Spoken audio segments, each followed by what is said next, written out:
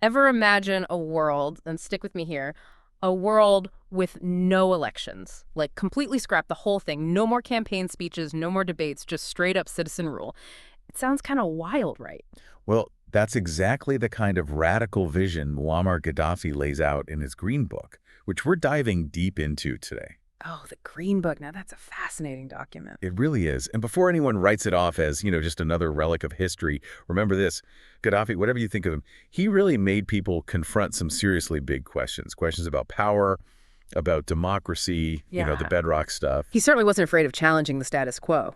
No, not at all. And that's what we're going to unpack today. How Gaddafi reimagined democracy, where his thinking went right, where it maybe went off the rails a bit, and believe it or not, why some of these ideas still resonate today, even in the 21st century.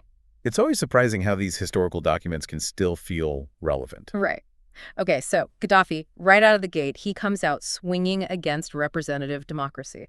Calls it a fraud, actually, flat out. He wasn't exactly known for his subtlety. No, not really. But his point, and it's a point some other folks have made throughout history, is that elections, they don't actually give power to the people. They just create this illusion of choice while a select few, they stay in control. Yeah, it's that age-old question of whether our systems truly represent the will of the people or just the interests of the powerful. Exactly. So what's Gaddafi's solution? Direct democracy.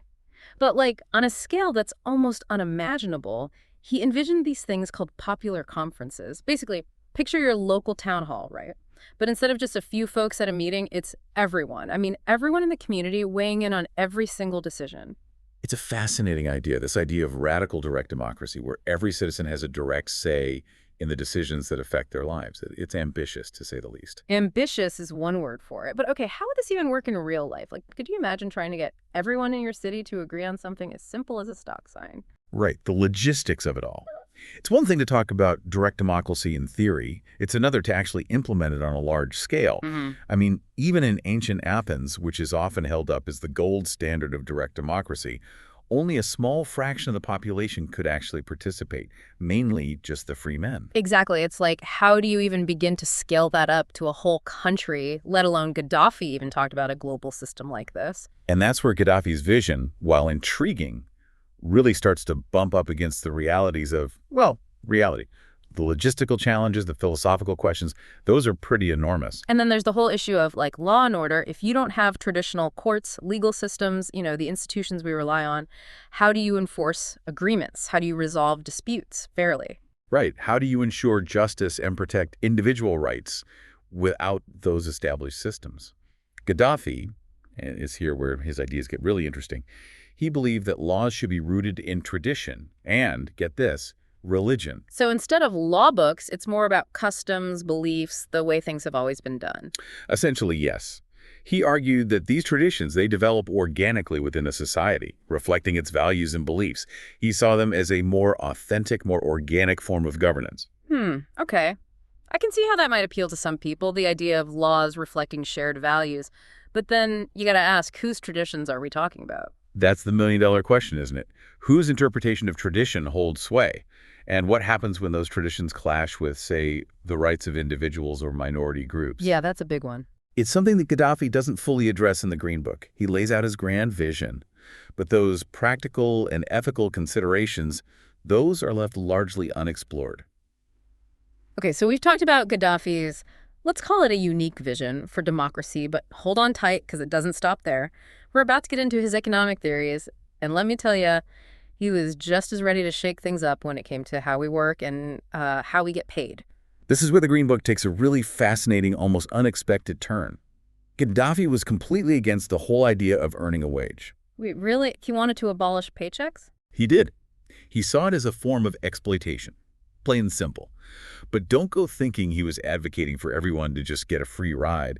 Gaddafi's vision was much more, let's say, nuanced.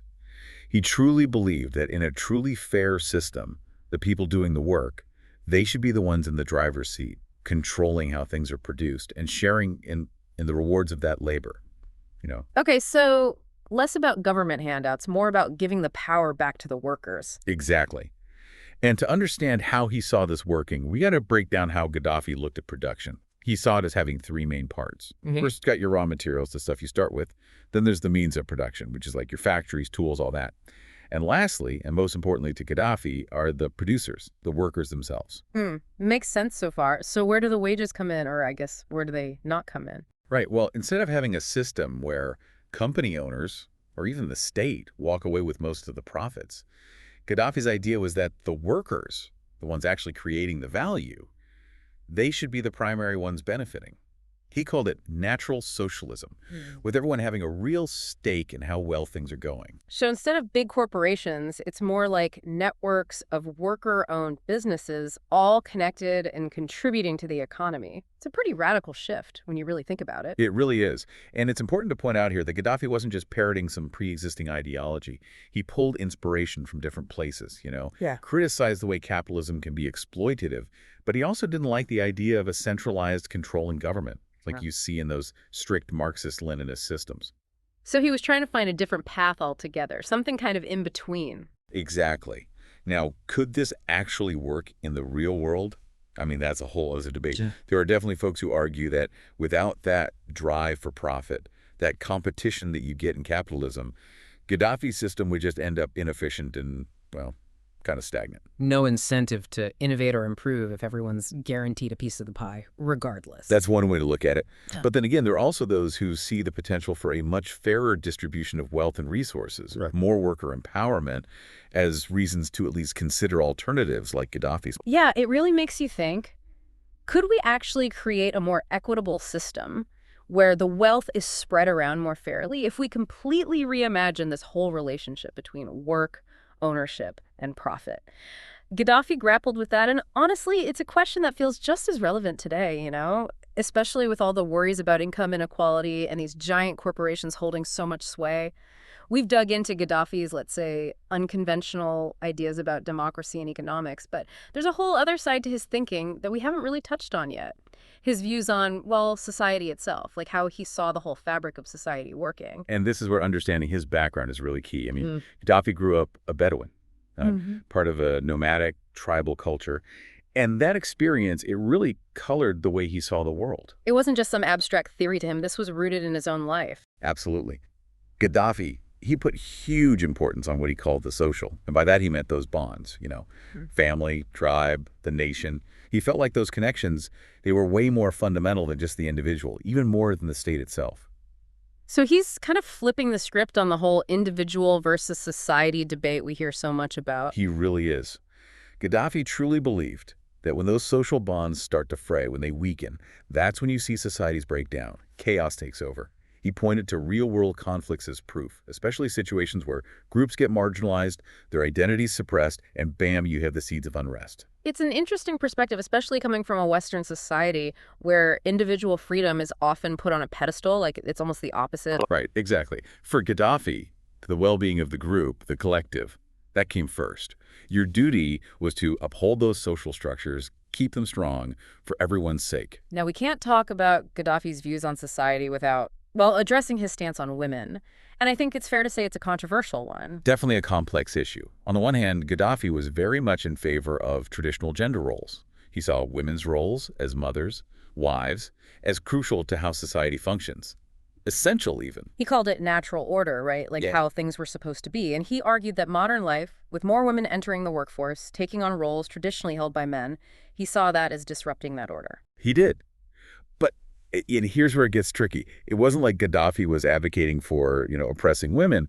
He also spoke out against things like exploitation of women, argued for them having economic security, for them being protected within their families and within society. So there's this kind of push and pull in his thinking. On the one hand, he's reinforcing traditional roles, but on the other, he wants women to be safe, to have a secure place within that system. It's one of those contradictions you find with Gaddafi.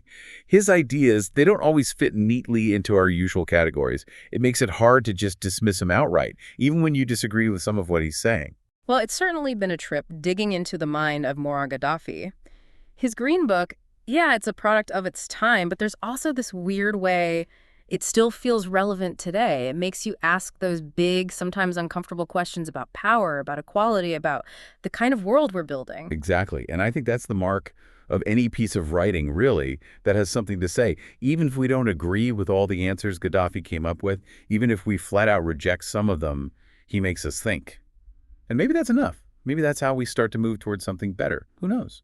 And on that note, that's a wrap on our deep dive into Muammar Gaddafi's Green Book. As always, keep those questions coming, keep the conversations going, and we'll see you next time.